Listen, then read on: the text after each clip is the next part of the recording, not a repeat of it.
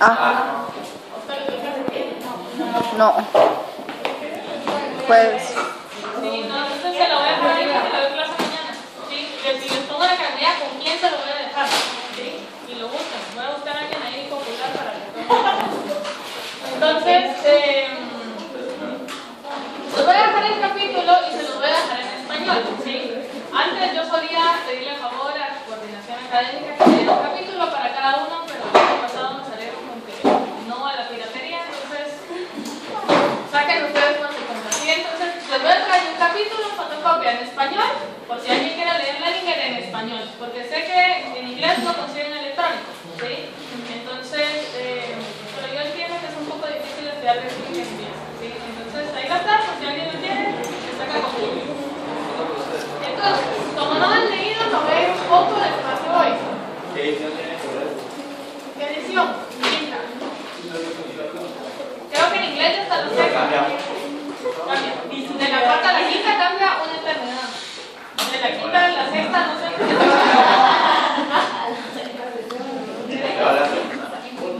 La segunda tiene, no me olvides. La segunda tiene como 10 páginas, la quinta tiene como 30. No,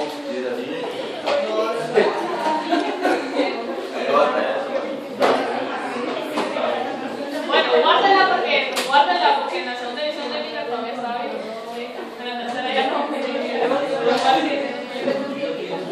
Bueno, vamos a empezar entonces. Vamos a ver nucleótidos y ácidos nucleicos. ¿Cuál es la estructura de un nucleótido? ¿O un nucleótido por qué está hecho? ¿Grupo fosfato? ¿Un azúcar?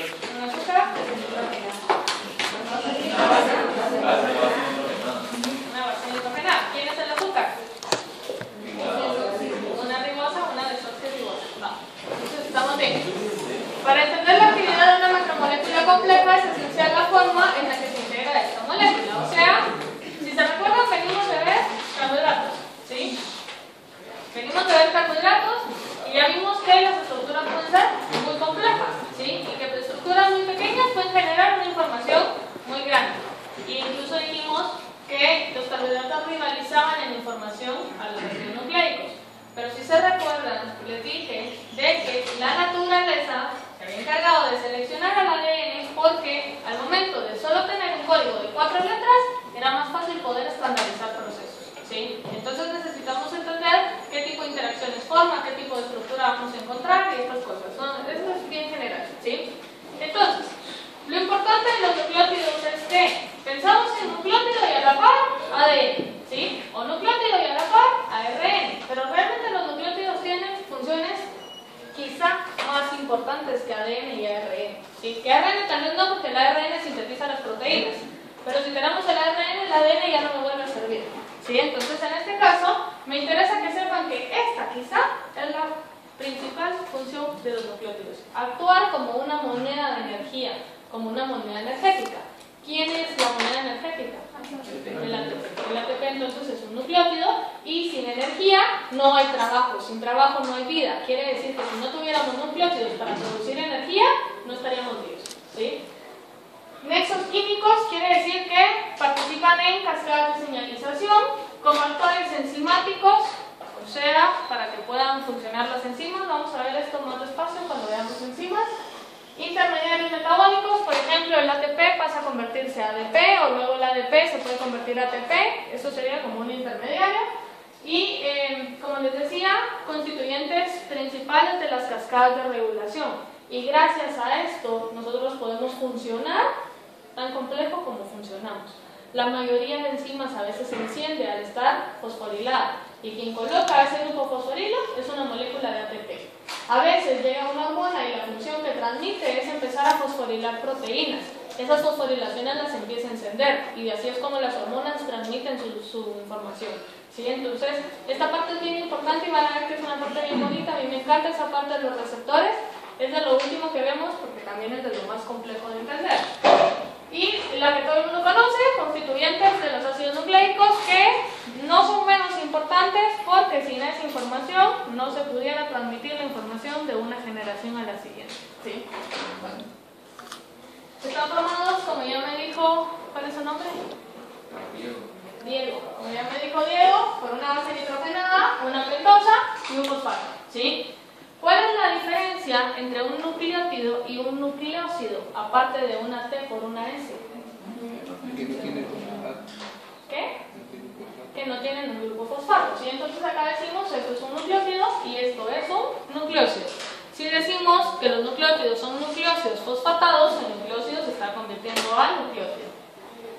Aquí estaría entonces básicamente la estructura, como lo que me interesa, y como ustedes ya pueden reconocer anómeros, pueden reconocer configuraciones y ya saben leer los tipos de enlaces, vamos a ir viendo en qué enlaces es que se van conectando cada cosa. Entonces acá vamos a ir viendo que en el carbono 1 yo voy a tener unida a una base nitrogenada y que en el carbono 5 yo voy a tener unido a un grupo fosfato, ¿sí? Esos son los enlaces de un nucleótido general.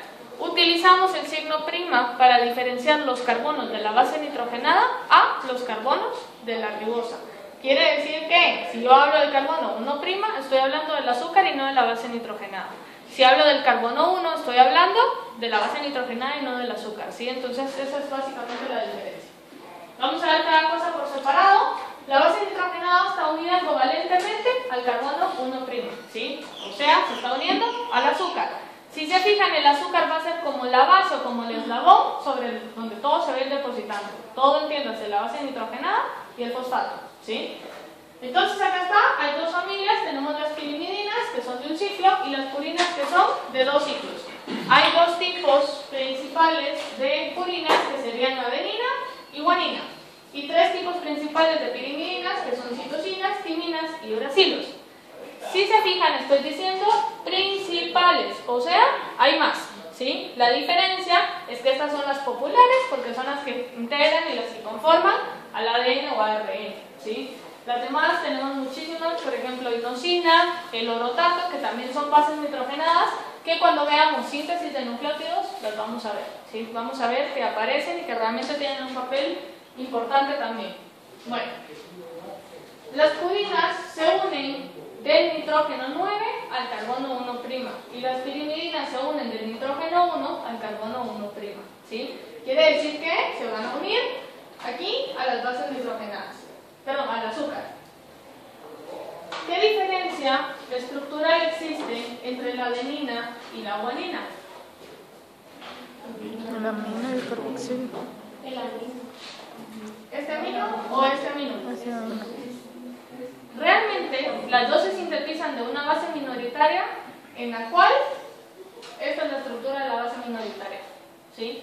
Esa base se llama inosina. La vamos a ver cuando hagamos síntesis, pero para que lo sepan de una vez. Si yo a la inosina le pongo este grupo amino, se convierte en guanina, ¿sí? Si vemos acá la estructura, yo tenía que tener un carbonilo acá. Si yo sustituyo el carbonilo por ese amino, se sintetiza la adenina, ¿sí? Ahora, con las pirimidinas, las dos se sintetizan a partir del uracilo. Entonces utilizan uracilo como patrón de comparación. ¿Qué modificaciones le harían al uracilo para sintetizar citosina? Citosina. Un metilo en la timina. Un metilo en la timina. En vez del carbonilo. Y el amino en lugar del carbonilo en la citosina. ¿Sí lo ven? Las pirimidinas y purinas libres son compuestos débilmente básicos, o sea, los agarran en solución y el pH de la solución va a ser débilmente básico y por eso se llaman bases, ¿sí? Bases nitrogenadas. Son hidrofóbicas y relativamente insolubles en agua a pH de 7.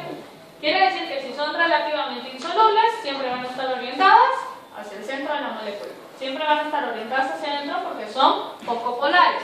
Adquieren una carga a pH alcalino, quiere decir que pueden protonarse, pueden desprotonarse y en algunos casos pueden volverse relativamente solubles. Sus grupos funcionales son los grupos carbonilo, los átomos de nitrógeno del anillo y los grupos amino isocíclicos. O sea, lo que yo quiero que vean es que el anillo es exactamente igual. El precursor es el mismo. Lo que va cambiando son las modificaciones que nosotros vamos generándole al anillo. Pérdidas de dobles enlaces por adición de nuevos grupos, por ejemplo, o así. ¿Sí? Bueno. Vamos con la pentosa entonces. La pentosa ya dijimos que tiene que ser una ribosa. Decimos que la pentosa es quien define la identidad del ácido nucleico. ¿Qué ácidos nucleicos conocen? ADN y ARN. Quiere decir que La ribosa es quien se diferencia o hace que se diferencie esa D de esa R. O sea, es la única diferencia que hay entre las dos y por eso definen su identidad. Se encuentra en la forma de beta furanosa, o sea, uniones de anómero beta, y es importante que el anómero sea beta. ¿Por qué? Porque la base nitrogenada va hacia arriba. Si tuviera el anómero alfa, la base nitrogenada iría hacia abajo y no se pudiera orientar hacia el centro. ¿Sí? Entonces, eso es importante. A los números de sus átomos de carbono se les añaden los signos prima, ya dijimos que esto era para diferenciar a las posiciones de los átomos de la base nitrogenada. Existen dos tipos de nucleótidos según la pentosa, los dos desoxinucleótidos y los ribonucleótidos que tienen una D-ribosa y los otros las dos desoxirribosa. Ya vimos cómo se hacen las modificaciones químicas de las dos desoxirribosa. ¿Sí? Entonces ahí está la diferencia entre los dos. Básicamente ese carbono y ese hidroxilo no se imaginan la estabilidad que le da a una molécula. El ADN es mucho más estable, el ARN se degrada así. Y la única diferencia es este OH, quiere decir que ese OH algo tendrá que hacer para darle más estabilidad. ¿Sí? Y por último, tenemos el grupo fosfato que decíamos era la diferencia entre un nucleótido y un nucleósido. Si no tengo fosfato, es nucleósido. Si tengo fosfato, es nucleótido. Tengo que tener uno o más. Con un fosfato que tenga, es nucleótido. Si no tengo ninguno, es nucleósido. Entonces se une al carbono 5', ya vimos, de la pentosa. Entonces acá está, carbono 1, porque es el más oxidado, siempre va hacia allá, 2, 3, 4, 5 y el fosfato. Carbono 1, 2, 3, 4, 5 y el fosfato, ¿sí? Y aquí lo pueden ver. Esto que tenemos acá es la molécula del ATP. O sea, vean, el ATP es un nucleótido. ¿Por qué? Porque tengo la ribosa, tengo la base nitrogenada unida al carbono 1', que en este caso sería una adenina, y al carbono 5' tengo 3 moléculas de fosfato. ¿Sí? En el ATP, estos enlaces son los enlaces fosfanhídridos. ¿Recuerdan que hablábamos de enlaces éster-fosfato? Esos son, ¿sí? Tienen una gran cantidad de energía que al momento de hidrolizarse liberan energía para que pueda ser utilizada por otras moléculas. Entonces, el grupo fosfato está unido covalentemente al átomo de oxígeno, que es el carbono 3 del azúcar de otro nucleótido. Y eso es lo que va generando una dirección de polimerización, que es de 5' a 3'. ¿Sí? Con lo que se crea un segundo enlace fosfoéster. Entonces acá lo que yo quiero que vean es que de acá para arriba tengo ribosa, base nitrogenada y grupo fosfato. ¿Sí? Si ven de aquí para arriba hasta donde está mi otra mano, ribosa, base nitrogenada, fosfato. O sea, un nucleótido y esto es otro nucleótido. El segundo nucleótido se pega al carbono 3', pero el primero tenía un fósforo en el 5'. ¿Sí? Quiere decir que si yo tengo esto acá, me queda libre un OH en el 3' y eso puede hacer la conexión con el siguiente fosfato. Y por eso es que la dirección de la polimerización es de 5 a 3, porque el 3 siempre va a tener un OH libre, que es el que va a unir al siguiente fosfato. ¿Sí? Quiere decir que para poder polimerizar, yo necesito este hidroxilo, me permite a mí que la cadena pueda seguir creciendo. No sé, ¿ven replicación en biología? Lo que pregunto, sí lo ven. Entonces acá, en la replicación ustedes saben que la polimerasa necesita un extremo hidroxilo libre para irse uniendo. ¿Sí? El grupo fosfato está unido covalentemente al átomo de oxígeno del azúcar de otro nucleótido y ahí sería ese segundo enlace fosfoéster. ¿Sí? Entonces ahí está. Es este de acá. Luego aquí tenemos diferencias. Estamos hablando de ADN y acá de ARN. Otra de las diferencias es esta, que ustedes saben que ARN tiene un uracilo en lugar de timina. ¿Sí? Y tiene un sentido metabólico, tiene una función de ser. Si yo sé que la citosina al perder un grupo amino se convierte en uracilo, es muy fácil que si yo tuviera uracilo en el ADN, ese uracilo no se pudiera diferenciar entre una mutación o no. ¿Sí se entiende? ¿Sí se entiende más o menos? ¿Sí? No. ¿No? Bueno, el lenguaje aquí cambia, dependiendo de qué sea lo que tengamos. Entre una ADN y una ARN, pues está fácil. ADN es normal, perdón, ARN es normal y ADN todo es desoxi. Desoxi, lo normal. Desoxi, lo normal, desoxi, lo normal y así. Aquí hablamos solo de la base nitrogenada. Adenina, guanina, citosina, timina, uracilo. Aquí vemos el nucleósido, quiere decir sin fosfato. Adenosina. Pero con fosfato es adenilato. Si estamos hablando de ARN. Si estamos hablando de ADN, es desoxi, adenosina, desoxi, adenilato. Se los digo porque a veces lo leen de 10.000 formas distintas y no saben ubicar la diferencia, ¿sí? No necesito que se los aprendan, pero sí que sepan que pueden encontrar la diferencia y que la diferencia va a depender de la estructura. Si les da duda o quieren saber exactamente de qué están hablando, pueden ir a una tabla como esta para entender la nomenclatura, ¿sí? Bueno, como les decía, aparte de adenina, timina, uracilo, aparte de estas 5, tenemos otras bases que son adenopitarias. Son bases secundarias alteradas o poco comunes, o sea, no están presentes en los ácidos nucleicos. Sirven como señales específicas, o sea, para regulación, que ya mencionamos algunos ejemplos, para protección de algunas proteínas, para generar mayor energía, por ejemplo. Estamos viendo acá la inosina, ¿qué sería? ¿Purina o pirimidina? Purina, porque tiene 2 anillos. ¿Pseudurina? Purina, pirimidina. Pirimidina. ¿La adenosina transmonofosfato? Pirimidina. ¿Y la adenosina 2,3 cíclica monofosfato? ¿Purina o pirimidina? Purina, porque están viendo la adenina ahí, ¿sí? En este caso, el ciclo que ven es el ciclo del azúcar, ¿sí? La base nitrogenada es esta. Quiere decir que purina, pirimidina solo puede ser la base nitrogenada, ¿sí? Vamos. Los ácidos nucleicos pueden formar cadenas, o sea, ácidos nucleicos, los nucleótidos, perdón. La secuencia de una cadena sencilla de ácidos nucleicos se escribe siempre en dirección 5', 3'. Esa es la lectura, ¿por qué? Porque es la dirección de síntesis, o sea, va de acá para allá. Entonces, lo que estamos viendo acá es 5', 3', fosfato. ¿Qué sería esta línea acá? El azúcar. ¿Qué sería este carbono? 5'. ¿Este? 1', ¿sí? Entonces acá vamos viendo, este fosfato es de este es de este, este es de este, este es de este y así. ¿Puedo repetir? De la línea. Yo sé que al azúcar se le une el fosfato y la base nitrogenada. Quiere decir que viendo este esquema sencillo de estructura, yo puedo asumir que este es el azúcar. Como yo sé que el fosfato se une al carbono, 5', ¿sí? Que el fosfato del siguiente nucleótido en la polimerización se une al 3' y que la base nitrogenada se une al 1', ¿sí? Entonces aquí yo estoy viendo la dirección de polimerización. Entonces, básicamente podemos decir que la estructura primaria yo la puedo leer únicamente a nivel de base nitrogenada. Y por eso hablamos de la estructura primaria haciendo la diferencia en la base nitrogenada, porque todo lo demás es exactamente igual. Este esqueleto de fosfoazúcar, polar o apolar.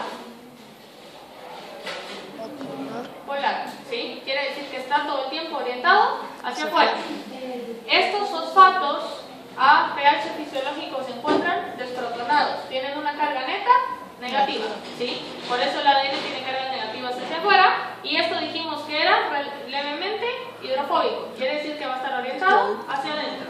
¿Sí se entiende? No.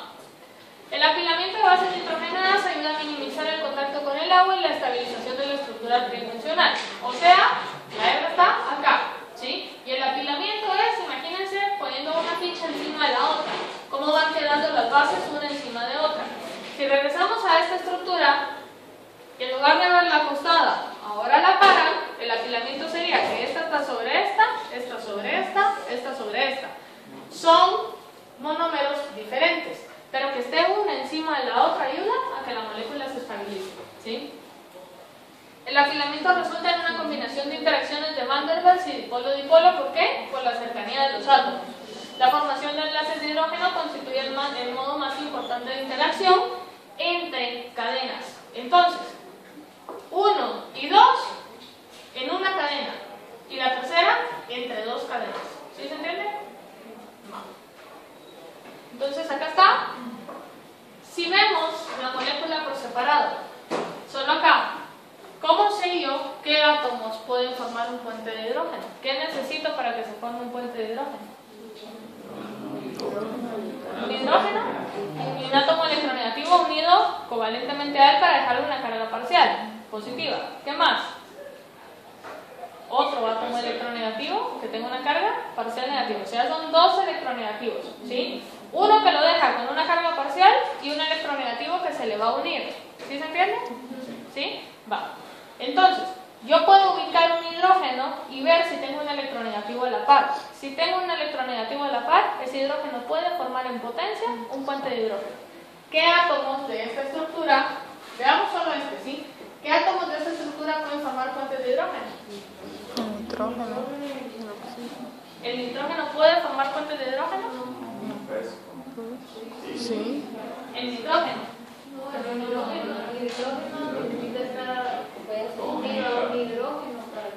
Para que el hidrógeno forme el puente de hidrógeno, ¿sí? Pero ese dato no es negativo.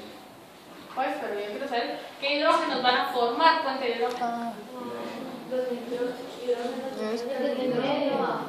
¿Este puede formar puente de hidrógeno? sí. ¿Este? También, porque está unido en el electronegativo. ¿Este? No. No, porque no es hidrógeno, pero sí puede aceptar un hidrógeno, ¿o no? Sí. ¿Este? ¿Este? No. No lo forma, pero sí lo puede aceptar. ¿Sí? ¿Este? No. ¿Este? Sí. Lo puede aceptar. ¿Sí? ¿Este? Sí. ¿Por qué no? Ah, no se ve Porque son que el igual carbono. los electronegativos, casi igual. Entonces este no lo forma. Lo que yo quiero que vean es que tenemos átomos, por ejemplo, como este hidrógeno de acá abajo, que dijimos que podía formar un puente de hidrógeno. Pero a la hora de formar el enlace, no está formando un puente de hidrógeno. ¿Por qué? Porque acá es donde empieza el ángulo de torsión de la molécula. Voy a formar los puentes de hidrógeno solo los que logren casar, ¿sí? Quiere decir que yo voy a tener más grupos funcionales que puedan formar un puente de hidrógeno, pero no necesariamente los voy a formar todos. Se los digo porque si la rotación de la molécula cambia, yo puedo tener nuevas direcciones de orientación, ¿sí? Entonces es importante acá, esto se lo saben súper de memoria: guanina, citosina, 3 puentes de hidrógeno, adenina, timina, 2 puentes de hidrógeno, pero no son los únicos que lo pueden formar, ¿sí? Por ejemplo, este, ¿podría o no podría aceptar puentes de hidrógeno? Podría aceptar puentes de hidrógeno, pero no lo está haciendo porque el ángulo de rotación no casa. Las moléculas siempre tienen que estar orientadas así, se podría decir, no podría estar de vuelta. ¿De vuelta cómo? O sea, que digamos, la parte donde no está no tiene ningún enlace si estuviera para adentro. ¿Esto de acá? No, porque aquí usted está viendo que está el carbono 1' del azúcar. Y usted sabe que el azúcar va hacia afuera, porque esto es masa polar, entonces esto va hacia adentro, ¿sí? Entonces si usted le da la vuelta, tiene que darle la vuelta en espejo, ¿sí? Entonces, en espejo, los dos puentes de hidrógeno quedarían ahora hacia allá, pero serían los mismos dos, ¿sí? Entonces, forman 2 o 3 puentes de hidrógeno porque es el ángulo en el que coinciden, en el que hay mayor estabilidad, ¿sí? Si yo roto la molécula, por ejemplo, para que este carbonilo formara puentes de hidrógeno, sería básicamente lo mismo porque este ya no lograría hacerlo, ¿sí? Quedarían igual, solo 2 puentes de hidrógeno. Entonces acá es la mayor estabilidad que llegan a tener, ¿sí? Va. Si tengo entre guanina y citosina 3 puentes de hidrógeno y entre adenina y timina 2 puentes de hidrógeno, ¿quién necesita más energía para romperse? Guanina y citosina. Quiere decir que mientras más contenido de guanina y citosina tenga una hebra de ADN, va a ser más difícil poderla separar, ¿sí? Bueno, los patrones de enlaces de hidrógeno más frecuentes fueron definidos por Watson y Crick, o sea, ellos fueron los que al final terminaron de descifrar toda la estructura. Dijeron hay 2 tipos de bases: adenina-timina, NRN-uracilo, guanina-citosina. Este apareamiento permite la duplicación de la información genética y esta fue la conclusión a partir del modelo que ellos hicieron. Poder ver que la información podía copiarse y que el mismo mensaje se seguía transmitiendo. Bueno, vamos con la estructura del ADN entonces. Está descrita en términos de complejidad como absolutamente todo en esta vida: primario, secundario y terciario. Primario, igual que la proteína, la escritura, que ya dijimos que la vamos a ver a nivel de bases porque es lo único diferente. Secundario, estructura regular y estable adoptada por algunos o todos los nucleótidos de la secuencia, o sea, ángulos de torsión, hélices que se vayan formando, interacciones entre átomos vecinos. Y terciario, plegamiento complejo de un cromosoma bacteriano o una cromatina eucariota, o sea, la estructura terciaria tiene muchos niveles. Podemos empezar entonces con histonas, luego de las histonas, todo el modelo selenoidal hasta llegar a formar la roseta y todo lo demás hasta llegar a formar el cromosoma, ¿sí? Les tengo un poco de historia en esta clase, a pesar de que en algún momento se me resistieron a que les diera historia, pero ahorita ya no. Entonces, se las pongo ¿por qué? Porque realmente yo espero que no todos se dediquen a estar metidos en el hospital sin hacer nada productivo por este país, ¿sí? O por el país donde sea que estén trabajando. O sea, que sepan que la investigación y los principales que tienen contacto para producir o generar más datos en cuanto a salud son ustedes, porque ustedes son los que tienen contacto con los pacientes, ¿sí? Ustedes son los que se pueden dar cuenta que la mayoría de embarazadas tienen tendencia a no sé qué, porque lo ven todos los días, ¿sí? Porque se den cuenta que la mayoría de niños que vienen con estos síntomas es tal cosa. ¿Por qué? Porque el resultado siempre casa con lo que ustedes creyeron que era. Quiere decir que, qué bueno que ustedes lo sepan, pero lo mejor sería que lo compartieran con el resto del mundo, ¿sí? O sea, los estoy como tratando de motivar para que hagan un poco de investigación en algún momento de sus vidas. Es bien importante. Y la única forma de entender cómo los grandes descubrimientos se han hecho es tratando de agarrar modelos, tratando de pensar cómo la gente que ganó premios Nobel ha pensado, ¿sí? Aunque con su investigación ustedes no ganen un premio Nobel, van construyendo escaleras para que al final alguien se lleve la gloria. Y aquí es donde viene la parte injusta. Esta historia me da un poco de cólera cada vez que la cuento, pero realmente así es. Entonces, nos vamos a 1868. A partir de ahí alguien puso la primera piedra. Y fue Friedrich Michner y dijo, bueno, yo quiero ver qué hay en el núcleo de estas células. Agarró leucocitos. ¿Por qué leucocitos y no cualquier otra célula? Tienen un núcleo grande. Hubiera sido tontera agarrar un eritrocito, ¿sí? Porque no tienen núcleo. Entonces acá agarró leucocitos y lo que hizo fue aislar el ADN.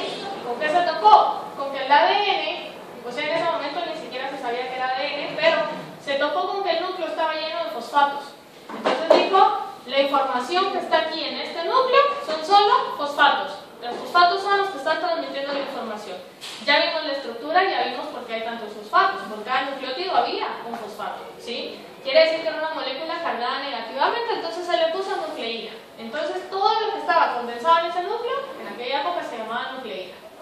En 1929 viene Levine y determinó que el azúcar de los nucleótidos era 2-desoxirribosa, ¿sí? Entonces aquí él se dio cuenta que hay dos diferentes. O sea, está el ADN y está el ARN. Principal defensor de la teoría de los tetranucleótidos. Que él pudiera descubrir que el azúcar era diferente entre ADN y entre ARN y ADN, le valió a él una muy buena posición dentro de la comunidad científica. O sea, era Levine, ¿sí? Levine lo dijo. ¿Y qué pasa? Él empieza a tratar de descifrar cómo la información se va copiando, cómo se va duplicando, cómo pasa a una siguiente célula. Entonces él dice, bueno, como tengo 4 bases nitrogenadas, que si se fijan, en ese momento Watson y Crick no ha aparecido, o sea, fue alguien más quien descubrió que habían 4 bases nitrogenadas, ¿sí? Descubrieron que habían 4 bases nitrogenadas, entonces él dijo, bueno, como Michner había dicho que era el fosfato, yo sé que hay 4 bases nitrogenadas, seguramente están colocadas una detrás de otra. Lo que quiero que tengan paralelo a esto es que en esa época se creía que la información estaba dada por las proteínas. Ya sabemos que las proteínas son los superhéroes en la célula porque lo hacen todo, ¿sí? Entonces se creía que las proteínas eran las que estaban transmitidas de una célula a la otra. Pero había mucha curiosidad por saber qué era lo que estaba pasando en el núcleo. Se los digo porque imagínense estar en esa época, ¿qué estaban enseñando en la universidad? Que la información se transmitía a partir de proteínas. A lo que voy es que entonces probablemente todo lo que ustedes estén aprendiendo ahorita, que hay cosas que no están demostradas, más adelante se enteren que siempre no era así, ¿sí? Entonces, ¿qué pasa? Él descubre o él define una teoría del tetranucleótido. Tetranucleótido, 4 nucleótidos, ATGC, ¿sí? Él dijo que ATGC se repetía a lo largo de todo el núcleo y que así está, ATGC, ATGC, ATGC. Si esta teoría fuera cierta, toda nuestra estructura primaria, el ADN, fuera ATGC. Pero como Levine lo había dicho, en aquella época todo el mundo lo creyó. ¿Por qué? Porque él había logrado diferenciar ese azúcar y ese había sido un hallazgo muy importante en esa época, ¿sí? Luego viene Griffith, y Griffith lo que hace es que empieza a trabajar con bacterias, ¿sí? Imagínenselo en su laboratorio, con su bata y con cajas de Petri por todos lados. Empieza a trabajar con bacterias y él demostró que los neumococos pueden crecer como S o como R, o sea, como virulentos o como avirulentos. Neumococos que causan neumonía y neumococos que no hacen nada. Eran las dos formas interconvertibles. O sea, él agarró neumococo S, neumococo R, los revolvió y al final todos eran S o todos eran R, ¿sí? Entonces demostró que eran interconvertibles acá. Entonces, ¿cómo lo hizo? Para eso tuvieron que morir muchos ratones para poder entender cómo era, ¿sí? Agarró su caja de Petri, agarró su cultivo, agarró una solución y agarró muestra. Le revolvió la solución, agarró la solución y se le inyecta al ratón. Si el neumococo era el que causaba la infección, ¿qué le pasa al ratón? Se muere, ¿sí? Eso estaba obvio, no descubrió nada por ahí. Luego agarra del neumococo que era virulento, lo mismo, lo cultiva, lo agarra en solución, se le inyecta al ratón y el ratón vive, no se enferma, no le da neumonía, no se muere, ¿sí? Hasta acá no ha descubierto nada. ¿Pero qué pasó? Después dijo, bueno, inactivemos a los virulentos, sometámoslos a calor para que las células se mueran, ¿sí? La célula se muere, entonces él agarra de la célula ya sometida a calor, se le inyecta al ratón y el ratón vive. ¿Qué pasó? El neumococo que causaba la enfermedad se murió, ¿sí? Ya no podía causar la enfermedad y por lo tanto el ratón seguía vivo. ¿Se entiende eso acá? Sí, esto está como obvio. Pero ¿qué es lo que pasa aquí? Después se le agarra de la misma cepa que estaba inactivada del neumococo que había muerto y lo agarra y lo coloca con células que son avirulentas y las deja un tiempo ahí y luego agarra solución y se le inyecta al ratón y el ratón se muere. ¿Por qué?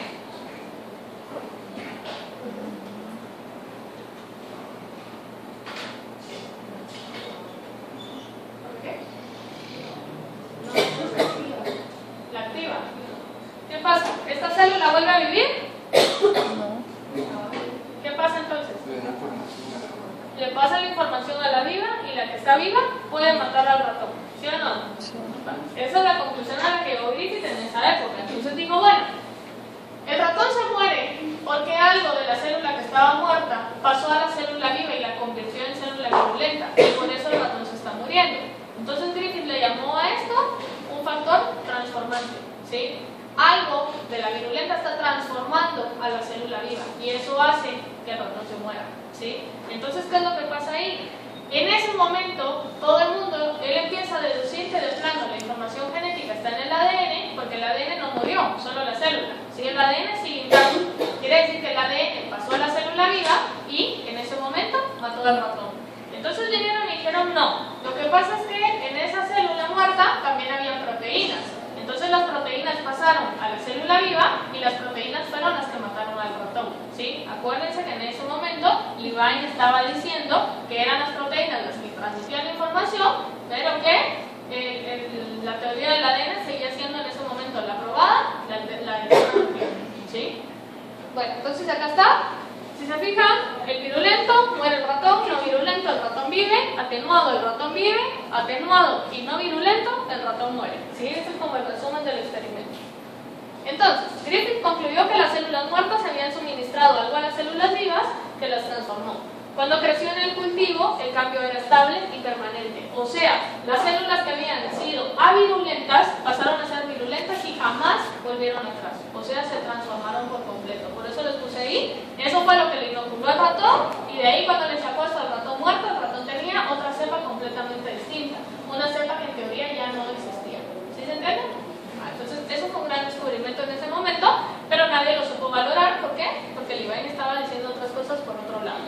Entonces, vino Avery, McCloy y McCarthy, confirman resultados de Griffith aislando el principio transformador. O sea, veamos qué es eso que está transformando, si realmente son las proteínas o si es el ADN. Se afirma que los genes estaban constituidos por ADN y no por proteínas que transportaban la información genética.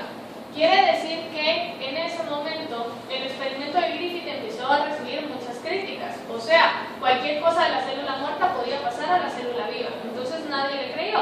Entonces lo que hizo Avery y colaboradores fueron tratar de demostrar que Griffith tenía razón. Obviamente ellos se llevaron la gloria. Por eso les digo, vamos poniendo piedras y al final quien hace el gran descubrimiento siempre es alguien de arriba, ¿sí?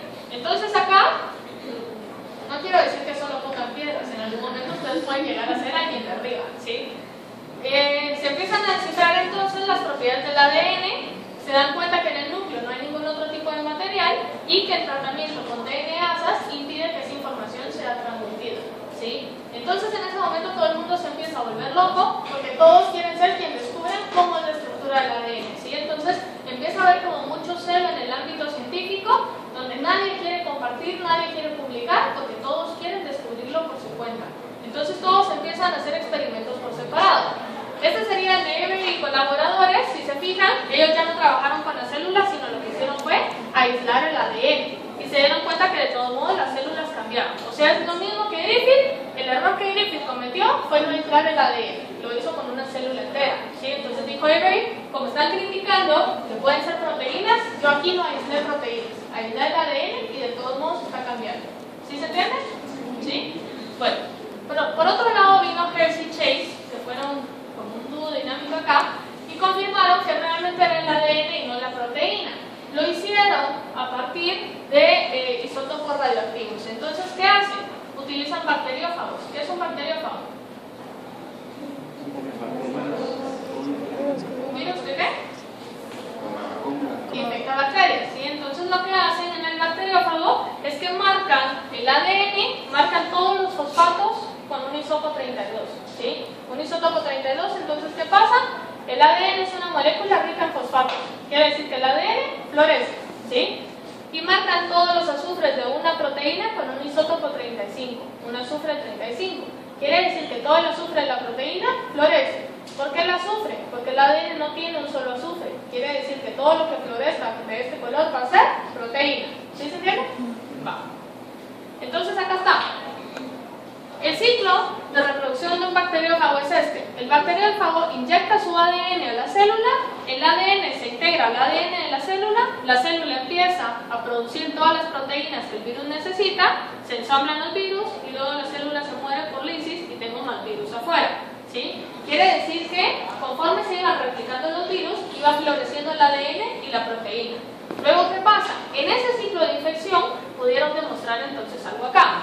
Estamos viendo que el fósforo es lo que está en rojo acá, ¿sí? Y luego estamos viendo que la proteína es lo que está en rojo acá. Entonces, ustedes piensen que era lo que Hershey y Chase estaban viendo ahí.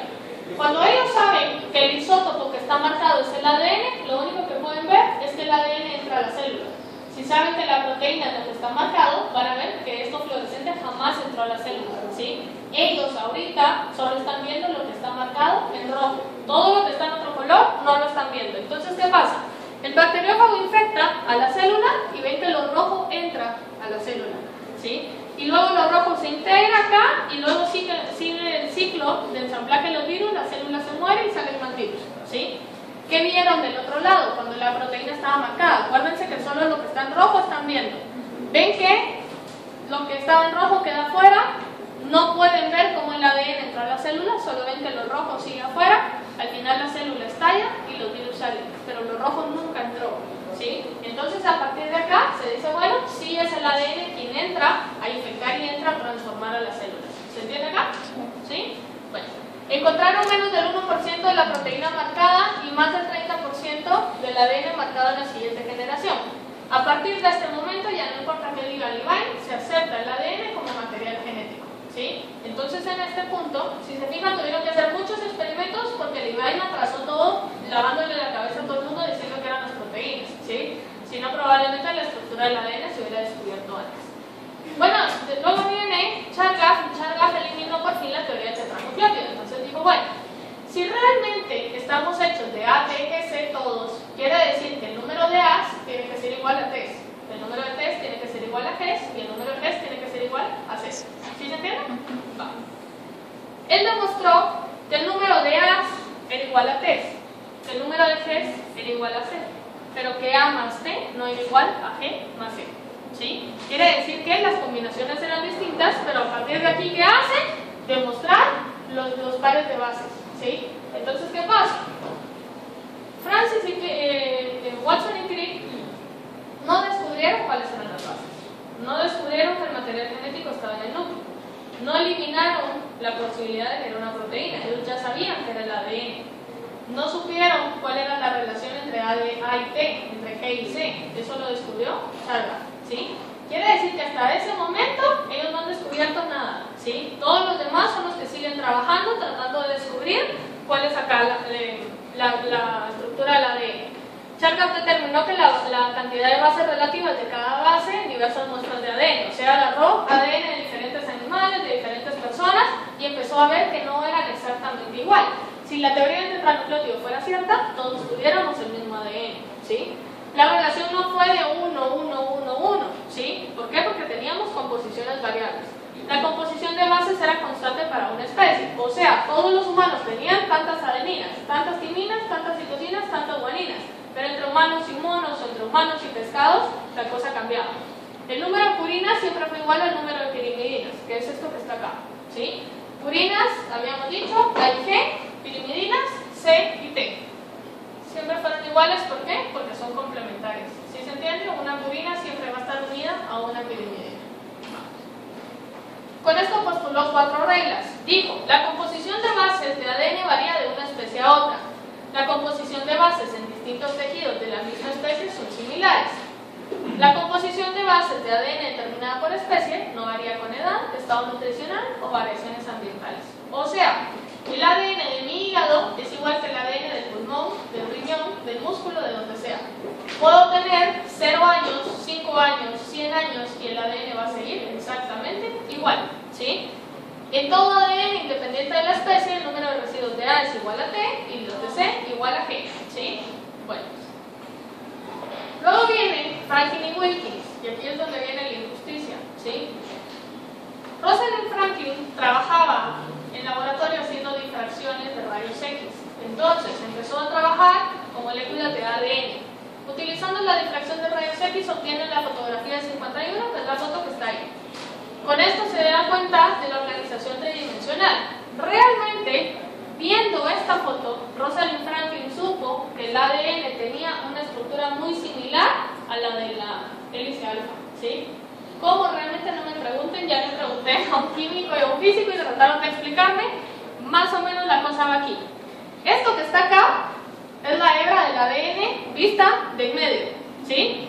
Cada cosa negra que ustedes ven acá es la sombra que la difracción de rayos X causa. Quiere decir que dependiendo del diámetro que tenga y la circulación que se vaya generando en la hebra, se va produciendo un patrón de sombras, ¿sí? Que es el patrón de sombras que pueden ir viendo para acá. ¿Cómo supieron que era similar a una hélice alfa? No tengo idea, ¿sí? Pero viendo la foto alguien lo supo, ¿sí? Entonces, ¿qué pasa?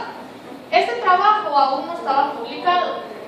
Pasa el tiempo y viene Franklin, que era amigo de Watson y Crick, y les cuenta a Watson y Crick, empieza a hablar en una conferencia acerca de la fotografía 51 sin la autorización de Rosalind Franklin, siendo Rosalind Franklin como la directora del proyecto, ¿sí? Él va a una conferencia, por ejemplo aquí al aula magna, y en el aula magna está sentado Watson, ¿sí? Y ve la fotografía 51. A todo eso, ellos estaban tratando de descifrar la estructura del ADN, pero sin hacer un solo experimento, ¿sí? Entonces, ¿qué pasa? Se dan cuenta que esa era la pieza que les faltaba en el rompecabezas. Entonces se roban la imagen de la fotografía 51, hablan con Wilkins y Wilkins les comparte la información, sin permiso de Rosalind Franklin, ¿sí? Entonces ahora sí, Watson y Crick tienen toda la información que necesitan para hacer una super maqueta y ganarse el premio Nobel. Antes de todo esto, se muere Rosalind Franklin de cáncer. ¿Por qué creen que se muere de cáncer? Por la difracción de rayos X. No era una técnica estandarizada o asociada a enfermedad en aquel momento. O sea, ella prácticamente se murió por estar tratando de descubrir la estructura del ADN, ¿sí? Por estar haciendo difracciones de rayos X todo el tiempo. ¿Qué pasa? Gana Watson y Crick el premio Nobel, le dan el reconocimiento a Wilkins y Rosalind Franklin jamás aparece en el juego, ¿sí? ¿Les parece o no les parece una injusticia? Tal vez por ser mujer me duele un poco más. Pero lo que voy acá es que vienen Watson y Crick y proponen un modelo que tiene en cuenta todos los datos conocidos hasta ese momento y arman esta maqueta. Bases nitrogenadas, ya alguien las había descubierto. Puentes, la hélice esta y la amplitud y el enlace y el largo, Rosalind Franklin lo descubrió. La complementariedad fue Chargaff. Lo de los fósforos fue, ¿quién habíamos dicho? Mitchell, ¿sí? Quiere decir que tenemos un montón de datos que ellos no tuvieron.